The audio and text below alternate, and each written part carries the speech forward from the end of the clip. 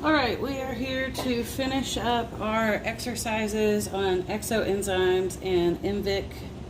We have 2 plates that we inoculated with 3 different organisms: Bacillus subtilis, Staphylococcus epidermidis, and Escherichia coli.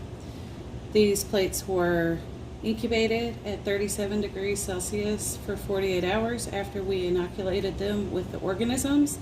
And for the caseinases plate, the one testing for the ability of an organism to produce caseinases, a enzyme that breaks down casein, the protein found in milk that makes it white.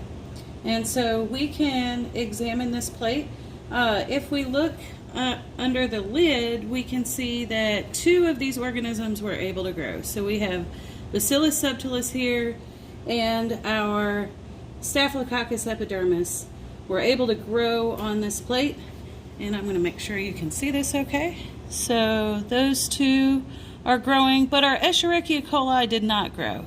So it's not growing, but our Bacillus subtilis and Staphylococcus epidermidis are growing.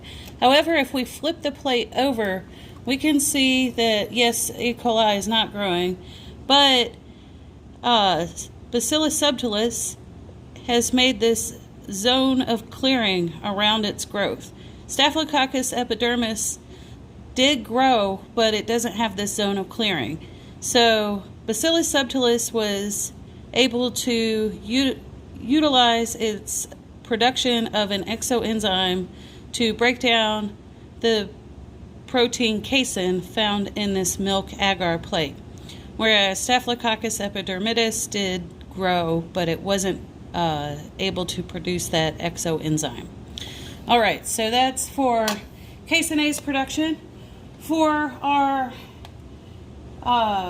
amylase production, to see if we produced amylase, we inoculated a starch plate, so a plate containing starch in the medium, and we see that we have some good growth here for all 3 microorganisms.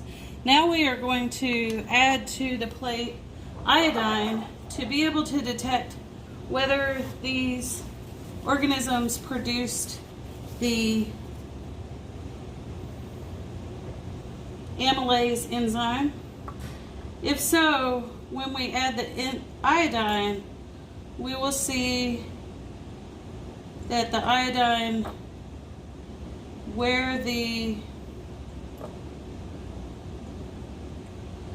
starch is present, turns dark. So the iodine, got to put a bunch on here to see the effect. But we saw that there was no dark color in the plate before we added the iodine. I'm going to swirl this around and let's take a look.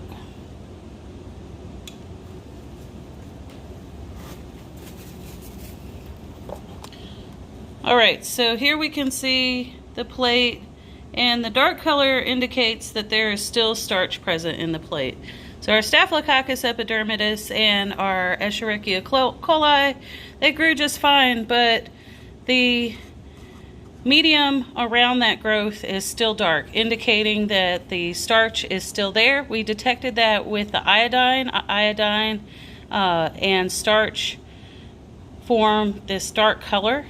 But we can see around the growth of our Bacillus subtilis that there is a zone of clearing, so it isn't entirely dark around that growth. And so that is the result of Bacillus subtilis producing the amylase enzyme and being able to break down that starch, and now the starch is no longer present. So when iodine is added, it doesn't change color, because the starch has been broken down by the bacteria.